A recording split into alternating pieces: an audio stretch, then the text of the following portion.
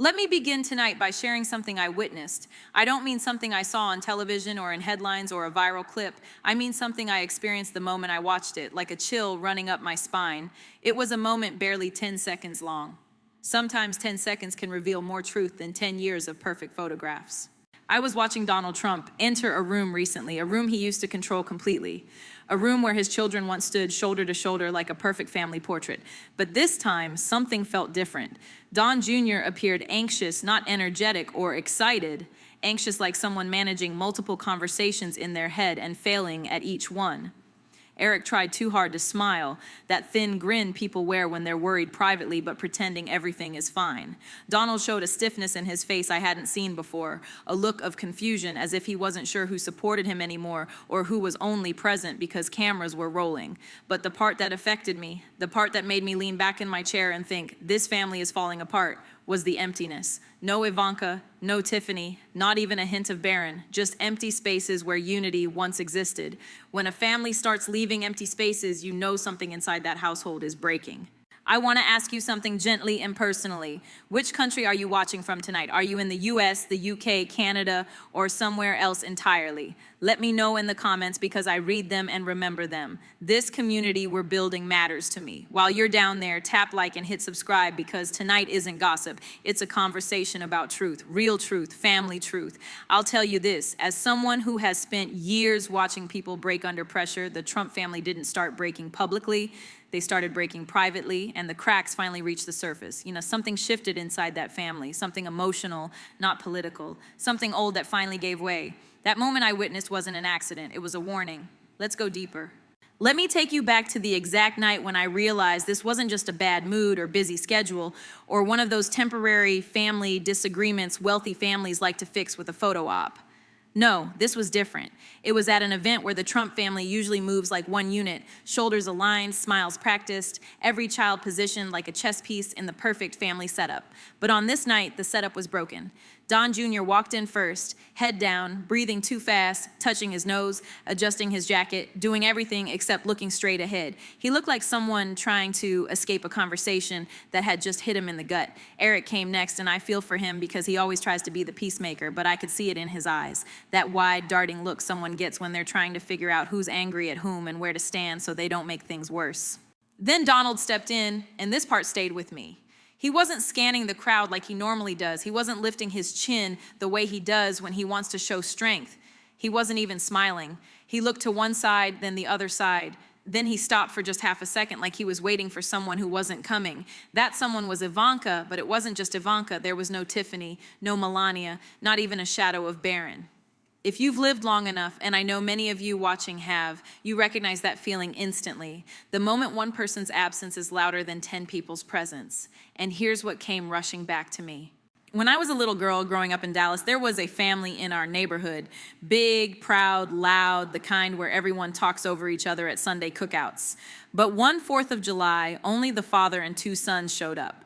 And let me tell you, you didn't need anyone to explain it. You could feel it in the air. A fight had happened, a line had been crossed, a wound had finally opened. That Trump event felt exactly like that night. The distance wasn't subtle, it wasn't political, it wasn't strategic, it was emotional, it was raw, and it was fresh. Something had been said or done that could not be fixed with a smile. And from that night on, the family hasn't moved the same way, which means it's time we rewind the clock.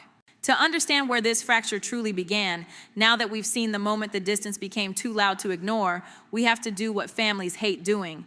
We have to go backward, because a night like that doesn't just spring up like a bad storm. It grows from years of small wounds, unsaid things, roles forced on people who never chose them, and pressure stacked layer by layer until something finally gives way. And for the Trump family, that slow build didn't start in childhood. That's the part people get wrong. No, the real fracture began the moment Donald won in 2016. When a family suddenly becomes the center of a nation, every flaw inside that house gets amplified like a microphone held too close to the speaker. I remember those early months, Ivanka standing beside her father looking polished but not relaxed, not peaceful, not grounded. There was a stiffness to her smile, the kind people wear when they're carrying the weight of someone else's expectations. Don Jr., on the other hand, was soaking up the spotlight like someone starving for approval. Every handshake too firm, every speech a little too long, every grin stretched too wide like he was trying to catch up to a father who never slowed down enough to meet him halfway. Eric played the role he always plays, the one who fills in gaps, handles logistics, keeps the machine running while everyone else fights for attention. Tiffany stayed on the outside like a guest at her own family's party. She smiled politely, but never fully engaged, like she'd learned long ago that being close to the center meant getting burned. And Melania, from day one, she stood with one foot in the family and one foot out emotionally. Not dramatic, not angry, just detached. A woman building her own quiet world inside a very loud house. And then there was Baron, tall, growing, watching everything, a child who had no say in the storm he was born into. Lean closer here. Back when I first entered politics, I watched a family go from ordinary to powerful overnight. And I'll never forget how the daughter told me, power didn't change us. It just exposed what was already broken. That's the Trump family. Power didn't create their fracture. It just brought every old wound into the light. And once the world started watching them, those hidden cracks began turning into fault lines. Which brings us to the child who tried the hardest to hold it all together and the toll it took on her. Let me tell you something that's true in every powerful family. I've seen it in politics, in business, in faith communities, and in my years working inside messy households as an attorney. The escape always starts long before the departure. Ivanka didn't just wake up one day and decide she was done with the Trump orbit. No, Ivanka's exit began in slow, careful steps while the rest of the world thought she was all in. Let me break it down the way I saw it unfold. The first sign wasn't her moving to Miami or disappearing from Trump Tower events. It was her pulling her children's schedules away from the chaos. She stopped bringing them to New York weekends. She stopped letting them linger around campaign offices. She stopped letting grandpa's world be the environment they grew up in. That wasn't rebellion. That was preparation. Then she started shifting her staff. Quieter hires, fewer public-facing advisors, people whose job wasn't to build her brand but to protect her time. A woman doesn't reconfigure her team unless she sees a storm coming. Next came the subtle distancing at events. Not dramatic, not cold, just measured. Standing slightly back, speaking a little less, watching more than engaging. That's what I call retreat behavior. Something I saw plenty of during my legal years when women were preparing to leave difficult situations but couldn't afford to blow up the bridge while still standing on it. One woman I represented told me, I wasn't leaving my father, I was leaving the version of myself that I only became around him. That's Ivanka, because here's what people forget. For years, she played the Trump daughter role with precision, the calming voice, the polished surface, the one who softened Donald's rough edges when donors, diplomats, and cameras were watching. But that role started taking pieces from her. Bit by bit, day by day, she lost her privacy. She lost her peace. She lost her ability to separate her father's world from the life she wanted for her own children. And the moment she saw that cost clearly, she began building her exit. Not with a bang, not with a fight, not with a statement, just with small choices, steady choices, the kind that get a woman out safely while the men in the room are too busy fighting each other to notice. But baby, while Ivanka was slipping out the back door, someone else in that family was spiraling in the complete opposite direction. And that brings us straight into the loudest crack in this entire Trump fracture. While Ivanka was drawing the map for her escape, another Trump child was headed in the opposite direction, running full speed into the storm as if chaos was the only language he knew how to speak. And that child was Don Jr. Now, let me say this with care because I'm not here to mock a man unraveling. I'm here to explain it so you can see the rift in this family the way I see it.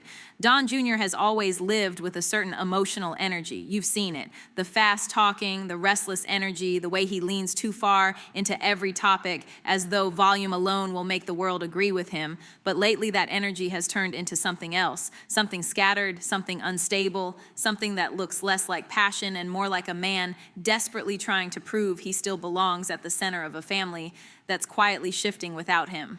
I watched one of his recent public appearances, and I'll be honest with you, I had to set my phone down. He wasn't speaking with confidence. He was performing desperation. His jokes fell flat. His rhythm was off. His eyes darted like someone trying to outrun a fear he won't say out loud. You know who it reminded me of?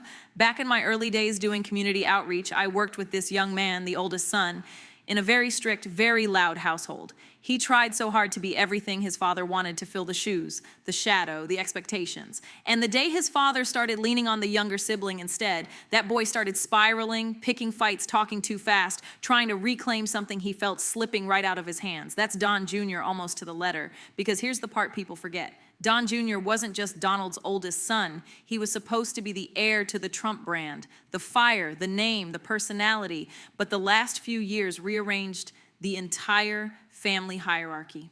Ivanka pulled away. Eric stayed neutral. Melania shut her door. Barron vanished from the stage, and Donald himself shifted emotionally in ways only a fractured family can trigger. Don Jr. feels that shift deeply, and instead of stepping back to breathe, he's charging forward like a man terrified of losing his place in a family that's already reorganizing without him.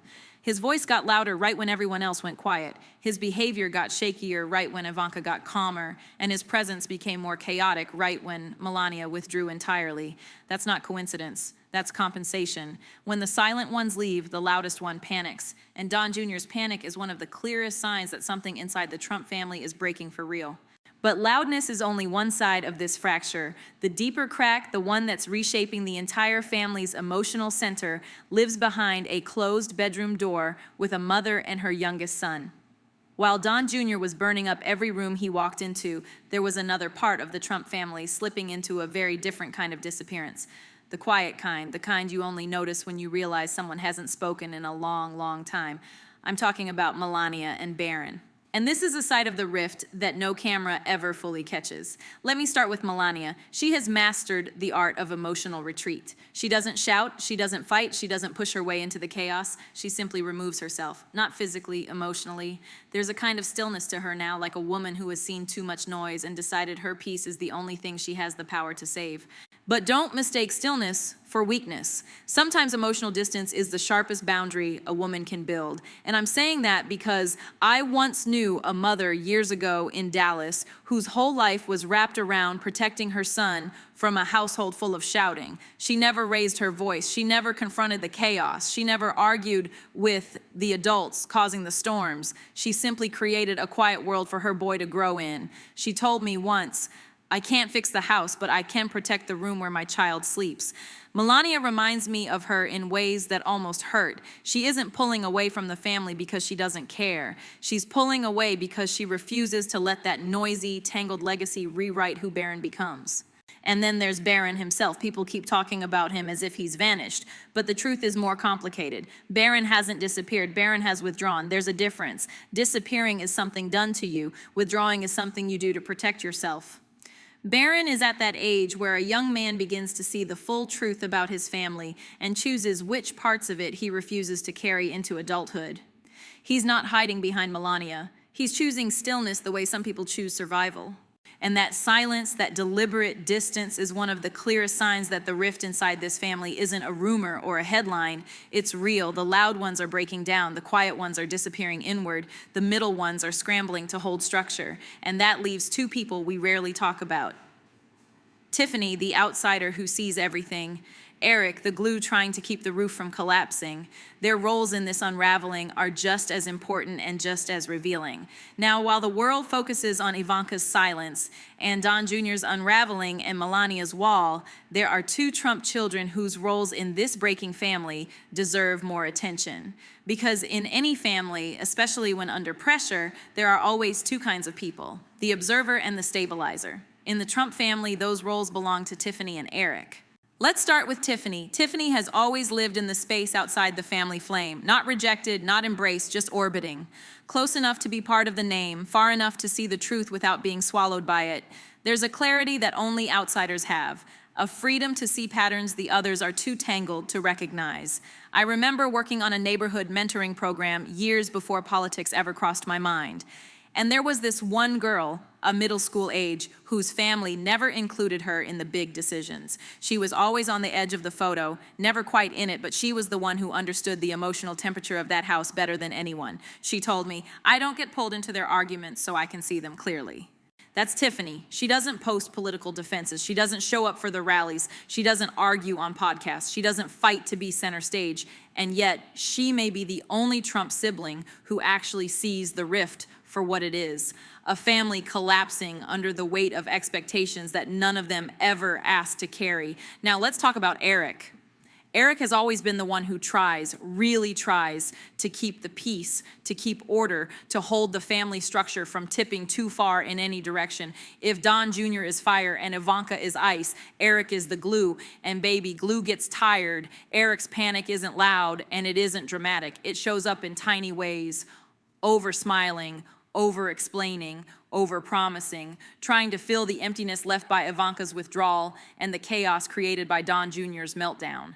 I saw a moment, just a brief clip of Eric backstage at an event where he put his hand on Don Jr.'s shoulder for just a second, like a brother silently begging, "Please don't make this harder." That small gesture told me more truth than any headline, because when the stabilizer in a family starts carrying guilt, carrying fear, carrying responsibility he never asked for, that's when you know the emotional structure is cracking.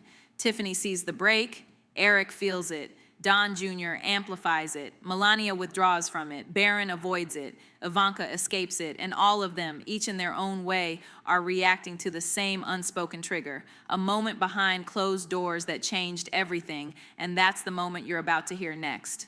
Now, let me take you somewhere the cameras weren't allowed to go, a place most people will never hear about because the Trump family is held together with secrets, loyalty tests, and a whole lot of silence. But silence doesn't hide truth. It just forces it to find another way out. And this truth started with a hallway, a narrow private hallway behind the stage of a high-stakes Trump event last year, the kind with bright lights, loud crowds, and pressure so thick you could feel it in your chest. But behind the curtain, everything was wrong. Here's what happened, and I'm telling you this not because it's gossip, but because it explains everything you've been seeing since. Don Jr. said something to his father, something sharp, something emotional, something he'd been holding in far too long. Donald snapped back, not with anger, but with disappointment, the one thing Don Jr. can't handle.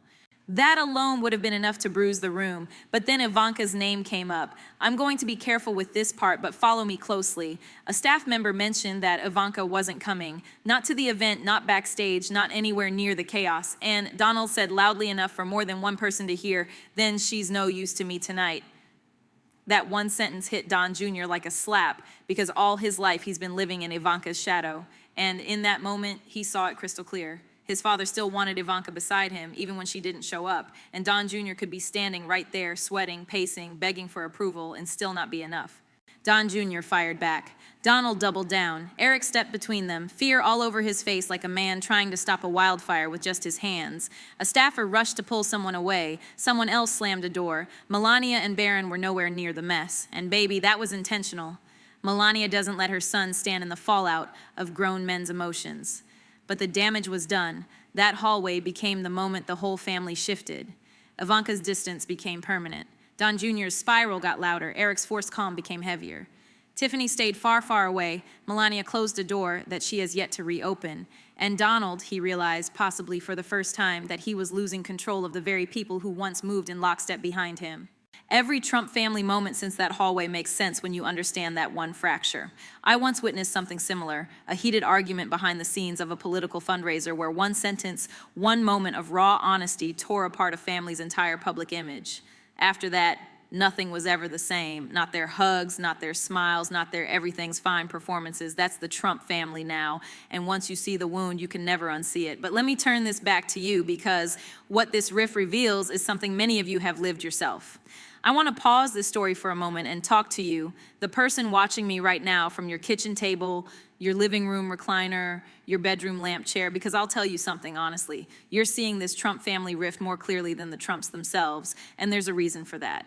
When you've lived long enough, when you've raised children or lost parents or watched siblings drift apart or seen a family break under pressure, your spirit becomes sharp. Your hearing becomes tuned. You start picking up on the sigh behind a sentence, the tension in a shoulder, the way someone looks away when a certain name is mentioned. You know the signs because you've lived the story. And that's why so many of you, especially my seniors who write me from Michigan, from Alberta, from London, from Florida, that's why you've been commenting things like, "Jasmine, something feels off. Jasmine, that family looks different. Jasmine, the kids don't move the same." You're not imagining it, you're recognizing it. I remember sitting with my grandmother on her tiny porch in Texas one summer evening. It was one of those nights where the air was thick and slow and everything felt honest. She told me, "When you've lived long enough, you don't need people to explain the cracks. You can see them just by how they sit together." I never forgot that, and every time I look at the Trump family now, at their spacing, their eye contact, their presence or absence, I hear my grandmother's voice in my ear. Because what you're watching in the Trump world isn't political drama. It's human fracture. It's old wounds resurfacing. It's siblings responding to the same parent in different ways. It's a family that relied on mirrors and cameras instead of healing and honesty. And here's what I want to ask you gently, respectfully, from one human being to another. Have you lived through something like this? A family breaking quietly then all at once, a brother who withdrew, a sister who changed directions, a parent whose shadow stretched too far, a moment behind closed doors that rearranged everything. If you're comfortable, tell me in the comments. You'd be surprised how many people here have lived the same story in different houses, because when a family cracks like this, it's never about fame, it's never about money, it's never about politics, it's about the heart. And in the Trump family, that heart has been bruised for a long, long time. Now, let's bring this home with the truth that ties everything together. Let's breathe together for a second, because we've walked through a lot tonight. We didn't just talk about headlines. We didn't chase gossip. We didn't treat these people like characters in a soap opera. We talked about something real, the emotional unraveling of a family that built its identity on strength but never tended to its wounds. And this is the part that stays with me the most. The Trump family isn't breaking from politics. They're breaking from pressure, pressure that's been building for years, pressure that each child carried differently, pressure that turned Ivanka quiet, made Don Jr. frantic, pushed Melania inward, pulled Barron into silence, left Tiffany on the outside looking in, and placed Eric in the impossible role of trying to keep the ship steady while it cracked underneath him. You can see it now, can't you? The photo ops look stiff. The smiles look forced. The spacing between them looks intentional. It's the kind of quiet, heavy tension you only notice if you've lived long enough to recognize heartbreak hiding in plain sight. I think about a woman I met years ago. This was back when I was juggling politics and community outreach. She told me, my family didn't fall apart when the big fight happened. It fell apart the 20 years before the fight. We just didn't see it until the moment everything snapped. That's what we're seeing now. The Trump family's hidden rift isn't a single incident. It's a lifetime of unspoken resentment, uneven love, competition, pressure, and emotional exhaustion finally rising to the surface. And here's the truth I want you to take with you tonight. Broken doesn't always mean destroyed. Sometimes it means revealed. Sometimes it means honest. Sometimes it means finally seeing what was fragile long before the world noticed. Before we go, I want to ask you something from the heart. Did tonight's conversation make you think of your own family? Of a moment things shifted? Of a silence that spoke louder than anger? Of a brother or sister you no longer recognize? Of a parent whose shadow shaped your whole life? If you're willing, share it in the comments. Someone out there needs to hear your story so they don't feel alone in theirs.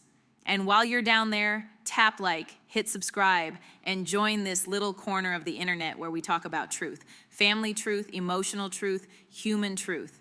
Now, before we wrap up completely, there's something I need you to see. If tonight opened your eyes to the rift inside this family, the video waiting on the left side of your screen right now reveals the exact moment, the very first moment when this fracture began, years before anyone noticed. Don't let it sit there staring at you. Click the video on the left and I'll meet you right there so we can keep uncovering the truth that's been hiding in plain sight all along.